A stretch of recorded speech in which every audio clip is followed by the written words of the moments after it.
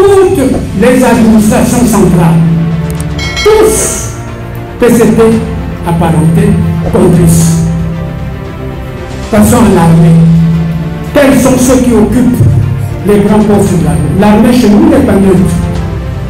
Et donc, un enfant dans la maison, tu te fatigues de lui donner des conseils.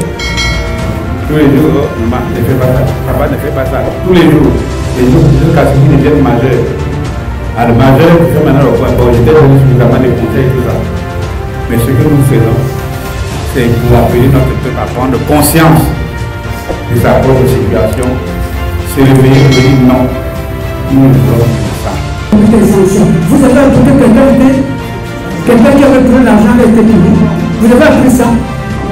Bon, l'ami Béni, président de la haute autorité, nous tous nous faisons comme ça.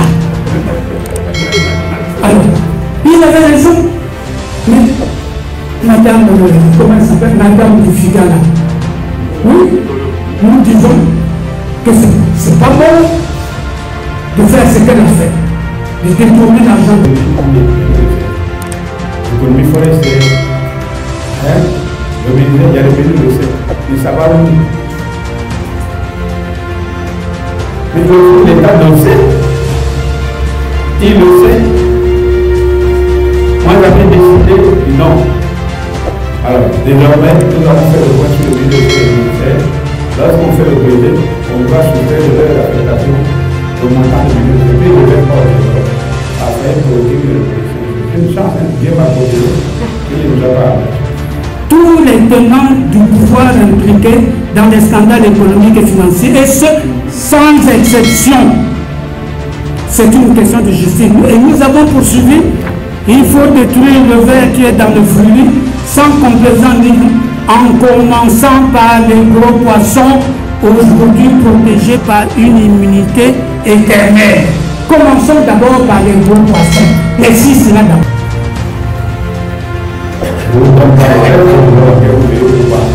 Et tous ces gens-là sont punis. On va aller chercher des magistrats, alors on va faire d'ailleurs. Et le final, pour le film, il y a un peu, il y a un bureau qui est tombé là, bureau.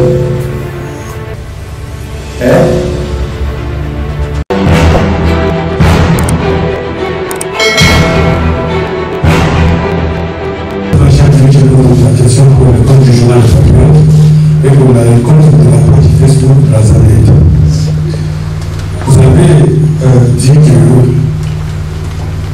les verts au Congo, c'est le PCT. L'État. L'État PCT. L'État. Bon, ma question est de savoir, les verts à l'opposition, c'est qui? Il n'y a pas de verre. Donc vous avez dit qu'il y en a qui vont des jours, les soirs, ils vont s'occuper là-bas pour attendre de l'argent. L'opposition alimentaire. Donc, nous voulons juste savoir, à l'opposition, qui est les verts, puisque au niveau de l'État, au niveau du pouvoir, il y a connu selon vous. Au niveau du Congo. Voilà. Deuxièmement, je voudrais qu'on lève savoir si le président Mathias Président et l'ensemble du collège de ici sont encore les questions qui sont écoutées, y compris par leurs propres militants. Pour qui parlez-vous et envers qui parlez-vous? Vous avez beau dire que les journalistes parfois les vivent avec d'accord, parfois ils vont dans l'intention d'accord. Mais quand même, on commence à s'interroger, puisque malgré le travail qu'on fait, on voit vraiment qu'il n'y a pas d'évolution. Pour qui parlez-vous? Est-ce que vous êtes entendu par vos destinataires? Vous avez parlé du FIGA, vous avez parlé aussi du Conseil supérieur de la magistrature. Mais ces questions étaient survolées parce qu'on n'a pas donné le point de vue de l'ARD sur ces questions. Comment l'ARD apprécie-t-elle ce qui s'est passé au Conseil supérieur de la magistrature? Est-elle satisfaite décision de ce conseil, ou bien s'attendait-elle à plus, comme le font savoir certains Congolais? N'ayez pas peur. Dans un pays, il n'y a qu'une seule personne plus forte. Cette personne s'appelle le peuple. Aujourd'hui, je vous parle. Si les Congolais prennent leur courage, se mettent debout et demandent au président, hey, vous là, convoquez-nous le dialogue national ici. Il sera convoqué. Vous ne vous rappelez pas en 1991? Le même président a été contre la conférence nationale. Il était contre la conférence nationale et disait, pas de conférence nationale. Mais quand les Congolais se sont mis debout, il a immédiatement convoqué la conférence nationale. Ça, je peux vous dire, depuis que nous revendiquons le dialogue national, j'ai reçu des émissaires pour me demander, mais vous demandez votre dialogue là. Ce n'est pas encore une conférence nationale pour aller injurier le président. J'ai dit non, qu'il soit rassuré, nous sommes des gens responsables. Ce qui est prioritaire aujourd'hui, ce n'est pas d'aller injurier, mais c'est de construire des solutions idoines pour sortir notre pays dans la mauvaise part dans laquelle lui l'a plongé. C'est ça l'essentiel. Est-ce que je vous dis? Toute la communauté internationale est sur cette position. Le Congo va mal. Monsieur le Président, convoquer un dialogue national inclusif pour permettre aux Congolais, aux forces politiques et sociales de s'exprimer et sortir votre pays de cette mauvaise passe. Il le sait. Tous ceux qui passent par ici le lui disent. Et c'est la dernière carte que notre pays doit jouer pour éviter de sombrer dans le désordre inutile. Ce désordre, je ne sais pas, vous l'entendez quoi. Vous les journalistes, je vous avais déjà dit, faites de l'investigation. Vous auriez su déjà que notre pays est complètement pourri, envahi par des mercenaires de toutes nationalités. De nombreuses armes sont déposées ici et là. Mais si vous donnez le champ au mercenaire, vous croyez que le mercenaire a honte de tuer? Tout ce qui lui importe, c'est d'avoir son argent. Il peut vous tuer comme il veut. Ça ne dit rien. C'est ça qu'il faut éviter à notre pays. Et l'entêtement du pouvoir actuellement, en évitant de convoquer le dialogue national inclusif, il veut pousser le Congo à ça. Est-ce que nous sommes prêts pour ça? Non. Voilà. Voilà pourquoi les patriotes disent, Monsieur le Président, évitez ça. Laissez le Congolais mourir de sa propre maladie, comme disent les chrétiens, de partir de cette terre de vivant le jour où Dieu avait décidé. Et pour ça, mettez en place des structures qui lui permettent de vivre ainsi. Un hôpital décent, un pouvoir d'achat qui lui permet de s'acquérir des médicaments nécessaires pour sa santé, des activités saines, et lui permettre des mouvements sains à travers un pays balisé par des grandes infrastructures. C'est ça que nous demandons. Alors, vous dites que le Congo c'est l'État PCT, le vert c'est l'État PCT. Pourquoi? Et dis-moi, c'est très simple. Qui commande ce pays? Qui prend toutes les décisions? C'est pas l'État PCT? Hein? Mes soeurs, je vous vois balancer là. Loi Mouimbara, on fait des défis dans le Brazzaville. Ça en ferait des défis dans le Brazzaville que la loi Mouimbara sera appliquée. C'est l'État qui doit faire appliquer ça. Mais pourquoi l'État peut-être le faire? Enfin, c'est très simple. Mais tu n'as pas eu le problème de le Conseil supérieur de la magistrature. Mais c'est le président qui a dit le verre est dans le fruit. Dans le fruit. Mais le verre, c'est quoi? Ce sont les services administratifs, les gens qui décident à notre place. Mais qui dirige les services administratifs? Ce n'est pas lui. Ce n'est pas l'État PGT qui dirige.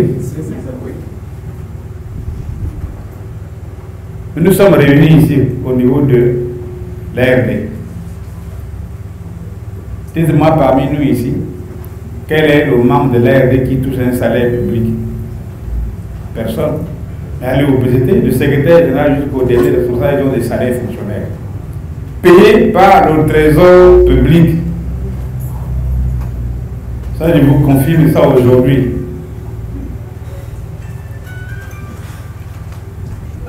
Ce n'est pas normal. Le vert, c'est véritablement l'État PGT, parce que la gouvernance actuelle, c'est du PGT. Si nous voulons que le pays la marche, il faut changer de gouvernance. C'est-à-dire, il faut extirper le vert qui est dans le fruit qui s'appelle État PGT pour changer une gouvernance. Vous ne pouvez pas changer de gouvernance avec l'État PGT. C'est ça le vert qui est détruit. Et le président s'est trompé. Il fallait qu'il dise, le vert c'est moi. Puis je suis le patron de l'État PGT. Alors, moi je sors du fruit. Alors, sortir du fruit comment? C'est pas en marchant, c'est-à-dire, après les Congolais avaient dit, bon voilà, nous sommes fatigués, depuis plus de 40 ans, on a détruit le pays, nous arrêtons là, entendons-nous pour qu'on reconstruise le pays. Mais quelqu'un qui est dans l'opposition, qui va simplement récolter les biens de l'État PGT, mais il devient complice du verre qui est dans le fruit. Il n'est pas le verre dans le fruit, il est le complice du verre qui est dans le fruit. Parce que lui, il regarde comme ça. Le soir, la journée, il fait des déclarations. Le soir, il est là-bas. Mais le Congo est un pays très informé. Quand vous vous déplacez à Pila, vous voyez les petits Congolais qui jouent à la pelote là. Mais il faut le regarder. Vous parlez au vieux là. Vous comprenez? Vous parlez au vieux là. Mais rappelez-vous l'intervention d'un ministre. C'est à Madigo, non? C'était à Madigo, la conservation de Madigo. Il disait, mais vous tous là, vous critiquez. Mais vous savez, nous nous retrouvons tous les soirs, non? Nous nous rencontrons. C'est où? Là-bas. Au ciel du verre. Hein? Donc voilà. Hein? Alors, ça c'est important. Nous ne faisons aucune différence parce qu'on sait qui c'est qui guide ce pays, c'est celui qui décide, qui forme la gouvernance de ce pays. C'est ça le vert qui est en train de détruire ce pays-là. Alors, nous ne sommes pas là pour nihilisme. Peut-être qu'il y a des Congolais qui vont par ignorance. Regardez, moi je regarde souvent la télévision du Congo. Même quand j'étais à l'étranger, là, je me suis arrangé chez moi de mettre une application qui prend toutes les chaînes du monde, qui permet de suivre un peu ce qui se passe au Congo. Regardez les jeunes Congolais, quand ils défilent pour le PCT, avec les drapeaux comme ça. Vous savez pourquoi? Mais à la fin, ils ont une petite enveloppe. Comme ils ont faim, l'enveloppe lui permet d'aller se manger. Mais prendre-le individuellement, il te dit non, je n'aime pas le PCT. Mais pourquoi tu vas aux manifestations du PCT? Parce que le ventre, la gouvernance du PDT ne fait pas, il satisfait, il est corrompu. C'est la corruption officielle pour soutenir le PCT. Ça, c'est très important. Il faut regarder ça de très près. Voilà pourquoi l'opposition alimentaire est complice. Parce qu'ils ont besoin d'argent. Regardez un opposant, lui, il loue une maison. Il faut qu'il paye, non? S'il n'est pas un vrai opposant, qu'est-ce qu'il fait? Il a dit, oh, ce que je lui ai dit là, c'est pour la forme, hein. Donnez-moi, et on lui donne. On lui donne. Voilà. Alors, est-ce que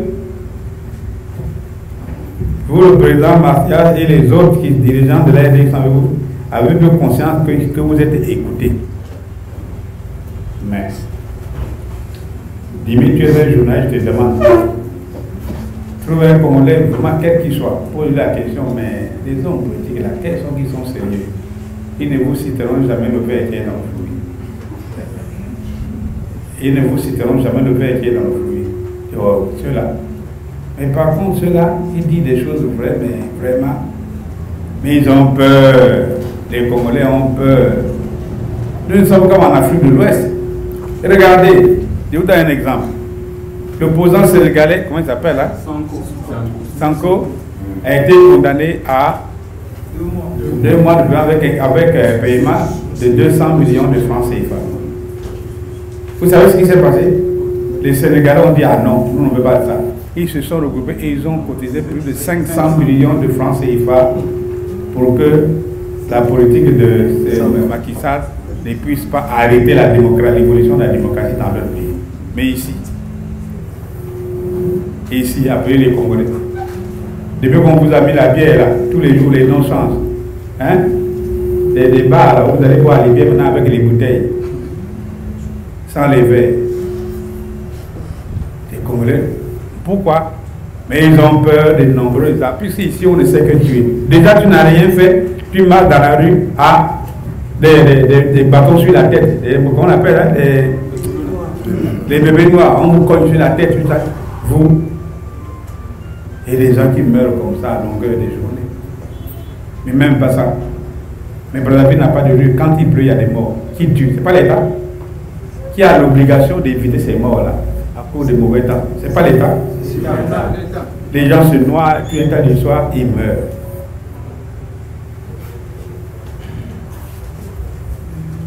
Vous voyez, ce n'est pas sérieux.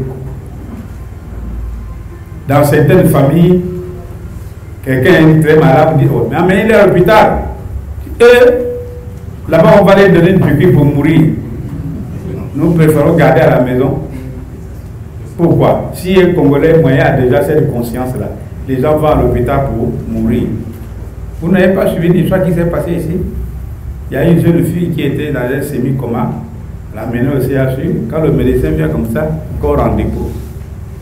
La maman coma, corps en dépôt, vient attraper le médecin, bagarre, et la fille qui était dans le semi-coma s'est réveillée et dit oh, Gakoufi, Nini, hein? Le médecin a fui. Et c'est ce qui se passe. Parce que le verre, l'état pénitentiaire s'est transformé en verre. Le verre n'a plus de fonction, c'est détruit. C'est pas ça? Oui. Donc, Dimi, attention. Attention. Pourquoi nous parlons? Mais tu es un père.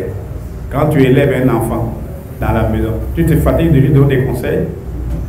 Tous les jours, oh, maman, ne fais pas ça. Papa, ne fais pas ça. Tous les jours jusqu'à ce qu'ils deviennent majeurs. À le majeur, tu fais maintenant le point. Bon, je t'ai donné suffisamment de conseils et tout ça. Mais ce que nous faisons, c'est pour appeler notre peuple à prendre conscience de sa propre situation, se réveiller pour dire non, nous ne voulons plus de ça. Nous ne voulons plus de ça. Mais rappelez-vous, en 1963, ah, moi j'étais en 6e, non? 5e.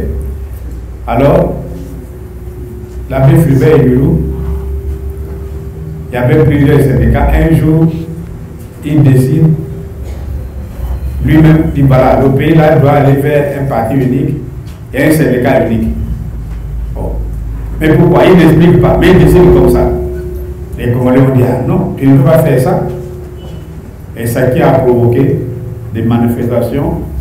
Et lui, en bon abbé, quand on a encerclé le palais du peuple là, il a demandé, mais vous voulez quoi? Et on a créé démission. Ah, il a fait les militaires qui devaient venir à rédiger sa démission, il a donné à les lire. Et ils sont venus. Ah, il vient de démissionner. C'est là qu'on a entonné immédiatement Yulu a Togo et nous bâtirons de nouveau. C'est comme ça que c'est né. Moi, j'étais en 5e, j'étais à Pointe-Noire. En vacances, j'ai dit à mon oncle, oh, mais vous ici, vous êtes venus, vous ne dites rien. Moi, je m'en vais à Brazzaville. Les autres là-bas sont en train de danser. Congo, vive la liberté. Depuis que le verre, le PDT est devenu un verre qui détruit tous les fruits, les Congolais, on a l'impression qu'ils ont perdu cette énergie. Donc, ce que nous disons tous les jours, c'est pour demander aux Congolais, prenez votre énergie, non pas pour détruire, mais pour faire des propositions concrètes qui permettent à notre pays de sortir de cette mauvaise passe. Mais si nous sortons, tout le monde va bénéficier. Tout le monde va bénéficier, même si tu es été au PSD, mais tu es un Congolais. Si tu reconnais ta faute, nos parents toujours disent, toute faute avouée est à moitié pardonnée. On pardonnera. Vous vous êtes trompé, vous n'avez pas pris conscience. Alors, c'est ça la raison pour laquelle nous parlons tous les jours. Que nous tous nous poussons prendre conscience de ça. Mais ceux qui nous écoutent, nous font aussi des remarques. Alors, vous avez dit ça, c'est vrai, mais ça nous permet aussi de le retour. On dit, ah bon, ils ont dit ça, donc est-ce que la prochaine fois nous devons dire ça? Et regardez, je prends un exemple. Nous avons déjà parlé ici des 14 000 milliards d'excédents budgétaires qui ont été placés à l'extérieur. Alors le gouvernement, par son peuple, a dit non, on a mis ça dans un compte pour génération future. Ah, et mais tu te rappelles, nous avons fait une conférence de presse, je vais démontrer qu'il n'y avait pas un compte de génération future. Ils sont ouvert Dada, à la Banque centrale, ils sont allés ouvrir le compte Dada.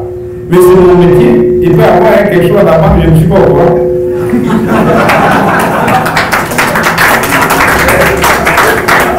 On a démontré que c'est faux.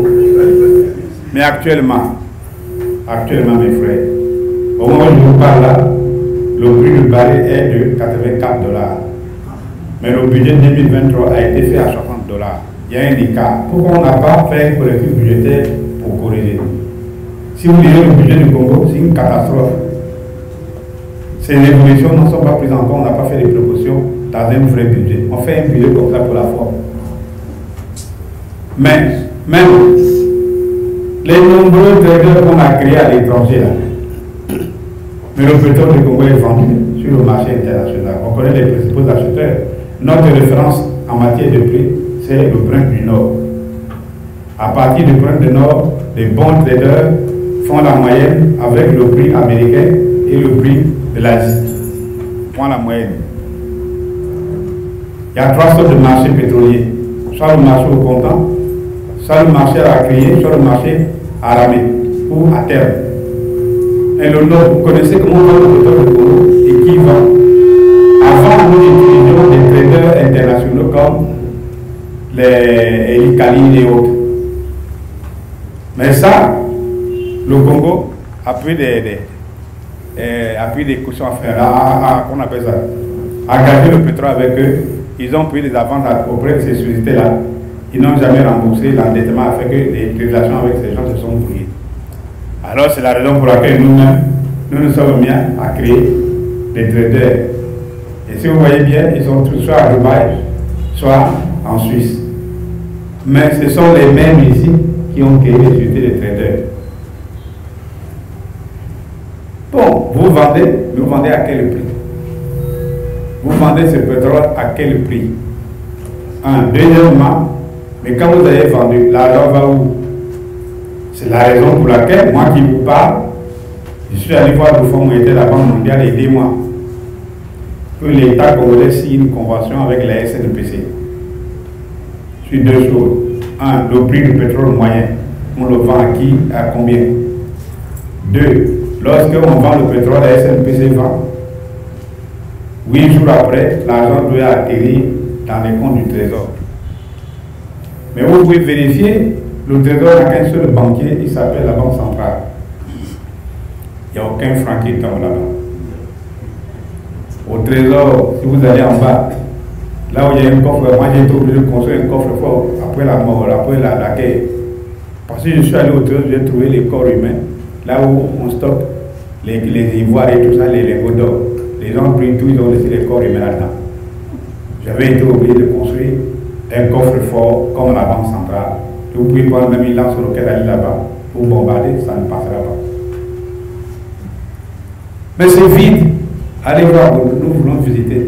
Vous verrez qu'il n'y a rien, il n'y a pas d'argent. Par contre, je n'ai pas vu qui a critiqué comment l'État va aller ouvrir un compte à la banque postale pour recevoir, recevoir les aides fiscales et douanières. Mais là-bas, c'est qui a ouvert le compte? Et qui sait qui le fait moitié? Pourquoi l'argent du pétrole ne vient pas? Nous sommes malheureux qu'on n'a pas de réserve de change internationale alors que nous vendons le pétrole. Vous voyez, non? Je vous ai souvent dit ici Nous sommes en partage de production. L'ancien président Pascal Lissouba avait mis le système de partage de production. Suivant la personnalité de jugement, ça varie de 30 à 45%. Mais malheureusement, ce qu'il avait fait, c'est que nous sommes en partage de production, mais c'est le même comptable qui vend pour nous. Il reverse l'argent tous les 20 du mois, alors que nous avons besoin d'argent toute la période. Et quand il était ministre des Finances, il y a monsieur le pétrolier, venez, vous nous vendez plus notre pétrole. C'est comme ça que j'ai été à l'origine de la création de la SNPC. Il fallait fermer les cadres. Alors, ça m'a créé tous les problèmes du monde. La SNPC. Maintenant, la SNPC existe, mais c'est devenu encore plus grave. C'est vraiment la tête du verre qui ronge le Congo. Puisque la SNPC vend le pétrole, on ne sait pas à qui, on ne sait pas à quel prix, et là-dedans va où. Et les pétroliers qui doivent verser les bonus, on ne sait pas où va le bonus de découverte, où va le bonus d'exploitation. Moi qui vous parle, j'ai ouvert un compte de stabilisation des recettes budgétaires pour émettre les bonus et la PID. Qui touche la PID? Vous connaissez une seule entreprise congolaise qui touche la PID ici. La provision pour investissement diversifié. On l'avait créé, c'est 1% de profiteur net. Alors on l'avait créé pour permettre d'aider les petites et moyennes entreprises congolaises. Mais c'est devenu une plaie pour l'économie congolaise. Voilà, Dimi. Hein? Alors, comment la aidé apprécie ce qui s'est passé au Conseil supérieur de la magistrature, hein? Quand avez-vous de l'affaire efficace? Mais nous, ce qui s'est passé au Conseil supérieur de la magistrature, c'était un amusement. On a voulu simplement jouer avec l'opinion congolaise. Mais les gros détourneurs de ce pays, vous ne les connaissez pas? Vous les connaissez, non? Ce n'est pas les petits magistrats qu'on est allé enlever parce qu'il aura demandé 250 000 francs pour faire avancer un dossier judiciaire. Mais ceux qui perdent des milliards, on a un marché, ça coûte 1,5 milliard, on met 8 milliards. Mais si vous faites 8 milliards, on a 1,5 milliard, il reste combien? Il reste 6,5 milliards. Les 6,5 milliards là qui a pris. Vous connaissez ce qui a pris? Ça part haut dans chaque poche. Vous devez vérifier, nous avons de nombreux ministères ici. Dans chaque ministère, il y a ce qu'on appelle les menus recettes. Vous connaissez le ministère de l'Intérieur. Quand vous faites un passeport, c'est payant, non? Mais l'argent du passeport, vous avez baissé pas vous. Ça ne rentre pas au trésor. C'est ça qu'on appelle les menus recettes. Tous les ministères qui touchent l'économie ont des menus recettes. L'économie forestière, hein? Le ministère, il y a des menus recettes. Mais ça va où? Mais l'État le sait. Il le sait. Moi, j'avais décidé, non. Alors, désormais, nous avons fait le point sur le budget des ministères. Lorsqu'on fait le budget, on doit soustraire de leur affectation le montant de budget. Et puis, ils ne veulent pas au trésor. Ça a failli provoquer une révolution. C'est une chance, hein? Dieu m'a protégé et il ne nous a pas abattu. Je vous donne pas les vous verrez pourquoi. Et tous ces gens-là sont impunis. Pourquoi aller s'acharner sur des petits magistrats alors qu'on a fait d'ailleurs? Et le final, vous êtes sûr qu'il n'y a que, comment il s'appelle, Lydia Mangolo et son petit là, Bouloué. Elle va revenir, elle va aller sur le corps de sa soeur. C'est aujourd'hui qu'elle a mis le corps à Pointe-Noire. Et après, elle va enterrer sa soeur à Pointe-Noire, il va revenir au gouvernement, non? C'est pas ça? C'est ça. Alors, c'est combien là? Ceux qui ont des comptes justifiés par des milliards, je connais, tout à l'heure dans le on a dit, 5 Congolais ont 16 milliards de dollars en dépôt dans les comptes d'une banque chinoise. Il y a même un seul Congolais qui a un compte de 175 milliards au Nigeria. Mais quand un Congolais va acheter un immeuble de 75 milliards de francs CFA, où est-ce qu'il a eu ça même ici les ministres? Il a eu ça où? C'est ça la réalité de notre pays. Donc, ce que nous pensons d'en faire efficace, Ça, c'est de l'amusement qui cache la réalité. On veut mettre à pour dire que le gouvernement sévit alors que les grands détourneurs sont ailleurs. Vous savez, non? Tout ce qui appartient à l'État qu'on vend, l'argent va où? Qui a donné l'autorisation? Vous voyez? Mais la grande rumeur dit, vous voyez, quand vous êtes au trésor, il y a un port là où on construit un mur là. Ça a été vendu, semble-t-il, à 100 milliards de francs CFA. Cet argent-là n'est pas rentré au trésor. Il est où? Et pour qu'on reste impuni, je vous ai déjà dit dans cette salle, tous les exploitants forestiers payent une taxe qui varie de 5 à 7%. Et chaque année, cette taxe-là rapporte 7 milliards de francs CFA. Mais ça ne rentre pas au trésor, il n'y a aucune trace au trésor. Alors, qui prend ça? Bon, je vous laisse votre infiltration. Voilà ce que nous pensons de l'affaire de la magistrature avec le FIDA. C'est que c'est pour amuser la galerie qu'on a fait tout ça, montrer que le gouvernement prend ses vies, alors que les grands détournements sont ailleurs. Voilà. Tout de suite, nous disons, oui, nous sommes d'accord avec vous, monsieur le Président. Mais seulement ce que vous ne dites pas, c'est que le verre qui est dans le flux, c'est l'État, PCT, et le flux, c'est le Congo. Voilà. Mais puisque vous-même vous dites qu'il y a le verre, si le verre, c'est l'État PCT, et qu'il faut détruire le verre, donc il faut détruire l'État PCT. C'est ce que nous avons rappelé au président. Pourquoi nous disons que le verre, c'est l'État PCT? Monsieur Dimi, vous vivez au Congo? Prenons l'Assemblée. Prenez le bureau de l'Assemblée. Qui est dans le bureau de l'Assemblée? Tous PCT ou apparentés ou autres. Tous. Vous pouvez contester ça? Bureau de l'Assemblée.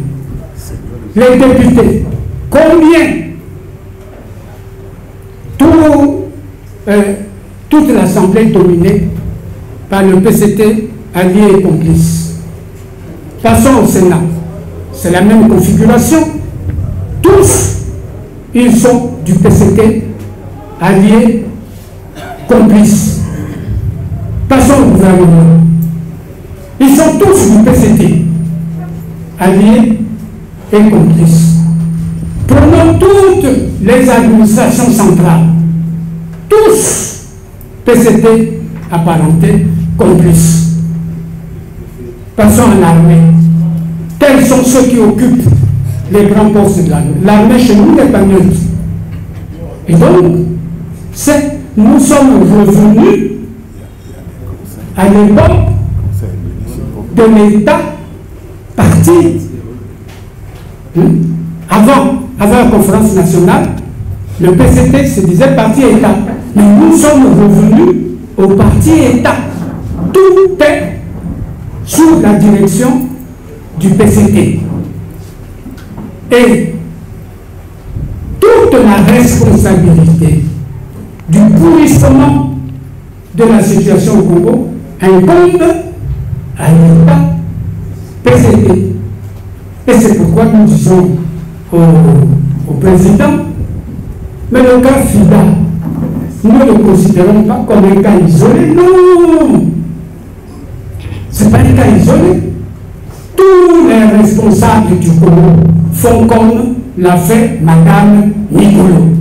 Il n'y a pas un seul là-bas qui peut dire qu'il occupe une position de pouvoir qui ne fait pas comme Madame Nicolo l'a fait.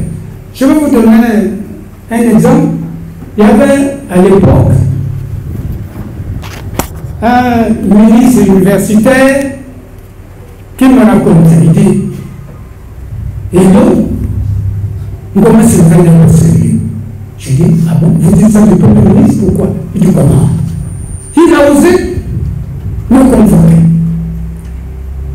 Il dit, je vais à ce bureau, qu'est-ce qu'il me raconte? Il dit, oh voilà, j'ai reçu un rapport ici, il paraît que vous prenez l'argent dans les services qui dépendent de vous. Il dit, je vais le voir. Mais toi, tu ne me fais pas. Tu me déranges pour ça. Mais qui parmi nous ne fait pas comme ça? Quel est le ministre? Dis-moi. Si tu me le seul ministre qui ne fait pas, il dit toi-même, tu ne fais pas comme ça. Bon, laisse-moi repartir chez moi. Je vais aller chercher mes fiches sur ce que tu demandes aux gens. Il dit, mon cher, chez nous là-bas, si quelqu'un veut te poursuivre pour le problème d'argent, c'est qu'il y a autre chose. Nous tous, nous faisons comme ça. Alors, il avait raison. Mais, madame, comment elle s'appelle? Madame de Figala. Oui, nous disons que ce n'est pas bon de faire ce qu'elle a fait, de détourner l'argent de l'État. Mais comment ils font? Eux tous, ils font comme ça. Eux tous. Voilà le problème de fond. Pourquoi voulez-vous que nous attaquions seulement à Madame Nicolo? Mais écoutez, prenez l'affaire du fonds agricole. Fonds agricole. Après l'argent du fonds agricole, a donné à chaque ministre, chacun devenait agriculteur et tout ça, ils ont pris. Mais après, personne n'a rien fait. Personne n'a jamais remboursé. Ils ont été convoqués à la sécurité d'État. On avait promis des sanctions. Vous avez appris que quelqu'un qui avait pris l'argent a été puni. Vous avez appris ça? Bon. L'ami Guéné, président de la haute autorité, a fait un rapport. Il a épinglé un ministre. Il a désigné nommément. On a puni ce ministre. Au contraire, c'est l'ami Guéné qui a été renvoyé de son poste pour avoir dénoncé ce ministre-là. Voilà la situation. Et tu le sais très bien. Voilà la situation, c'est celle-là. Le vin sur le PCT et sur l'État PCT, parce que tous les postes importants du pays sont occupés par les gens du PCT apparentés. Et lorsque vous lisez les lanceurs d'alerte, tous les noms des gens coupables de scandales financiers sont les gens du PCT. Et vous le savez. Nous avons dit tout à l'heure dans notre rapport qu'un internaute vient de publier, comme je sais que tu es un internaute, consulte, tu verras les noms des 6. Ils sont nommément désignés. Interne. Alors, vous voulez qu'on punisse Madame Nicole? Non, commençons d'abord par punir les 6 là. Les 6, à eux seuls, dans les banques chinoises, ils ont 9 000 milliards de francs CFA. Commençons d'abord par eux.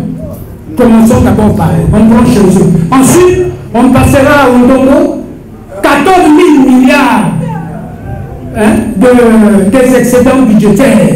Il nous avait dit que c'était, on allait mettre ça dans le compte à la Banque centrale. Le directeur de la Banque centrale de l'époque dit que là-bas, il n'y avait pas cet argent. L'argent est où? Il faut lui demander avant d'aller voir Nicolo. Je ne défends pas Nicolo. Non, je dis non. Nous avons dit ceci dans notre texte. Ce que le chef de l'État n'a pas dit, c'est que le vert, c'est l'État PCT et que le fruit, c'est le Congo. De même qu'il a révoqué les 9 magistrats, il doit virer. Il faut écouter ça. Il doit virer tous les tenants du pouvoir impliqués dans les scandales économiques et financiers, et ce, sans exception. C'est une question de justice. Et nous avons poursuivi, il faut détruire le ver qui est dans le fruit, sans complaisance ni en commençant par les gros poissons, aujourd'hui protégés par une immunité éternelle. Commençons d'abord par les gros poissons. Les 6 là d'abord. Leurs noms sont sur Internet. C'est sur YouTube. Leurs noms. Et qui a lu ça? On commence par eux. Après, on va chercher nos 14 000 milliards d'excédents budgétaires. On dit, où est cet argent? Commençons par eux. Après, on peut descendre au Nicolo et tous, mais sans exception. Sans exception. Voilà notre position. On doit punir sans exception. Et je te rappelle qu'en 2018, le président de la République lui-même disait, je cite, je rassure qu'il n'y aura ni bouclier de protection pour les uns, ni rampe de sanctions pour les autres. Face aux délits économiques, tout passera dans la nasse du droit et de la loi. Il n'y aura ni mini-fretin, ni gros poisson, seul prévaudra la loi. Voilà, nous demandons au président d'appliquer ce qu'il avait dit là, en 2018, dans son discours. Bien, mon cher Dimi, toi, tu es mal placé pour poser les questions que tu nous poses. Toi, tu n'as jamais entendu là-bas notre pouvoir, nous l'avons eu par la force, nous devons le conserver par la force. Tu n'as jamais entendu ça là-bas? Non, dis-moi, soyons sincères. Regarde-moi dans les yeux. Regarde-moi dans les yeux. Tu n'as jamais entendu ça? Hein? Voilà. Ils disent là-bas, oh, l'opposition actuelle, c'est des serpents sans venin. Nous, on peut faire ce discours, ce n'est pas les discours qui vont nous faire perdre notre pouvoir. Notre pouvoir, nous l'avons eu par la force, nous le garderons par la force. Et c'est pourquoi nous avons dit, Président, vous vous trompez. La seule et bonne solution aujourd'hui, c'est que tous les Congolais, quels qu'ils soient, s'asseyent ensemble, recherchent une solution de sortie de crise. C'est la seule, il n'y en a pas d'autre. Et comme lui, il ne veut entendre que le rapport de force, nous avons dit, nous appelons le peuple congolais à se rassembler massivement pour contraindre nous, la classe politique là, et le président, à nous asseoir pour qu'on évite de nouvelles guerres inutiles au pays. Asseyons-nous. Voilà le message, c'est celui-là. Il a tort. Et ceux qui nous conseillent, oh non, nous, notre pouvoir, on a eu par la force et tout. Si nous on fait ça, d'autres vont venir de l'étranger avec une force plus forte que la leur et ils vont les balayer. Nous ne voulons plus de guerre au Congo. Asseyons-nous, sans exclusive, que toutes les forces politiques et sociales se retrouvent pour rechercher ensemble la voie de sortie, pacifique de sortie. Voilà ce que je voulais dire. Je vous ai bien entendu, Président. Je voudrais savoir exactement qu'est-ce que vous entendez par CNTR. Est-ce que ce n'est pas une manière d'essayer d'organiser des choses? C'est la Commission nationale de gestion, de transparence, de responsabilité, etc., des finances. Voilà, le CTR. La CNTR. La CNTR. Que dirige Manafouafoua. Voilà, c'est ça. Qu'est-ce que vous entendez par là? Mais tout ça pour amuser la galerie. Voilà. Le ministère des Finances est bien organisé. Vous voyez, au niveau du ministère des Finances, vous avez les directions, dont la direction générale du budget. Vous avez au sein du ministère des Finances la direction générale du contrôle financier. Donc, à chaque échelle, il y a ça. Rien ne peut être fait s'il n'y a pas la signature du ministre des Finances. Bon, si lui il met cette commission de compte, ça veut dire quoi? Il va trouver quoi? Et au niveau de l'État lui-même, vous avez le contrôle financier au niveau, quand on fait le truc budgétaire. Donc on ajoute des trucs comme ça pour faire des fuites en avant, pour pas croire aux gens que non, l'État fonctionne, fait des contrôles. Mais qui ils ont déjà attrapé?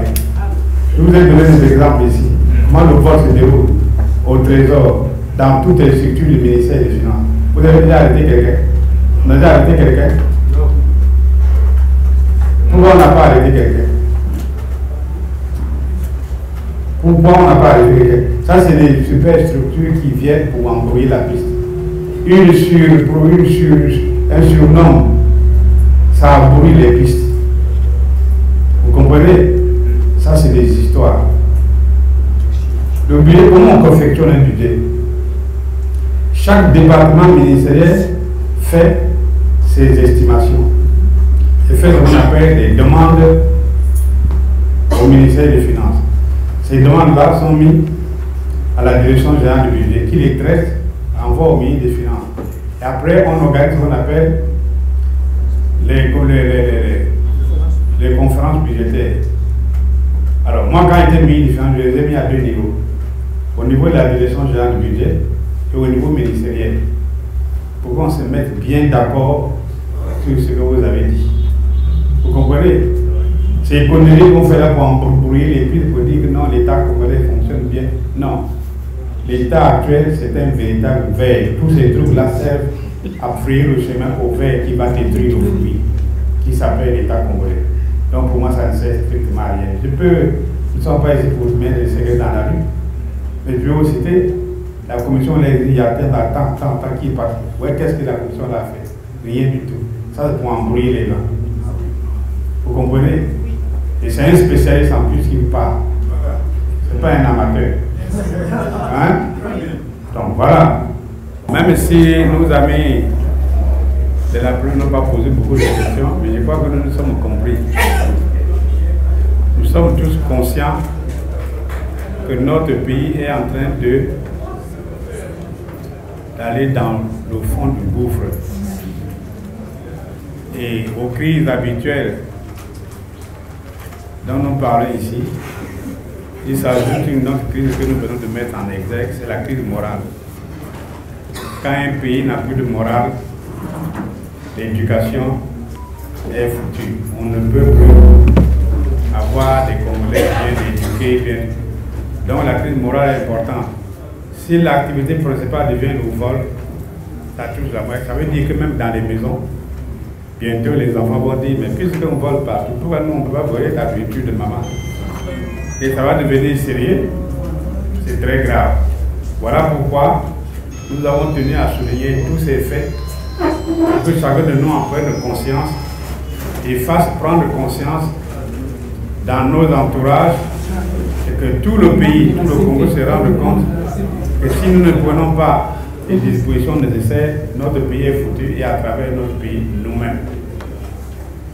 Le seul problème aujourd'hui, pour mettre fin à ces nombreuses dimensions de la crise, c'est de nous concerter.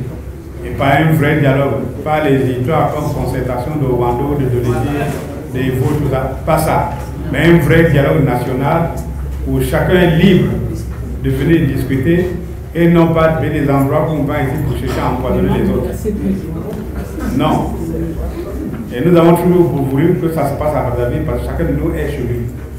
Il ne dort pas dans un hôtel où on viendra arroser des empoisonnements, des trucs comme ça là, sur les bras et des trucs comme ça. Non, chacun mange chez lui. Et on est sûr qu'on fera le bon travail. C'est la paix que nous relançons. Et partout où vous êtes, faites en sorte que chaque Congolais adhère à cette position, que dans l'immédiat, ne terminons pas l'année 2023 comme ça. Si nous terminons l'année 2023 dans ces conditions-là, ce sera encore pire. Il faut que cette année, qui est sidérale nationale du pays, que nous construisions ensemble des solutions idoines qui permettent à notre pays de sortir du gouffre actuel et à chaque Congolais d'en tirer profit. Pour lui, pour sa famille et pour tous les autres Congolais. Nous avons compris? Oui. C'est ça qui est important. Et vous les journalistes, comme j'ai toujours dit, titrez en gros titre là. Vraiment, il nous faut un dialogue national inclusif pour sortir le pays du gouffre. Parce que le verre est dans le fruit et ce verre s'appelle la gouvernance actuelle. Quand vous avez peur, vous parlez de la gouvernance actuelle. Si vous n'avez pas peur, vous parlez de l'état PCT, comme nous disons. D'accord? Voilà. Donc, merci beaucoup de nous avoir entendus et j'espère que nous nous retrouverons dans les meilleures conditions encore pour tirer profit, tirer leçon de ce que nous avons dit aujourd'hui et que notre pays gagne en activité et que nous allions de l'avant. En tout cas, merci beaucoup.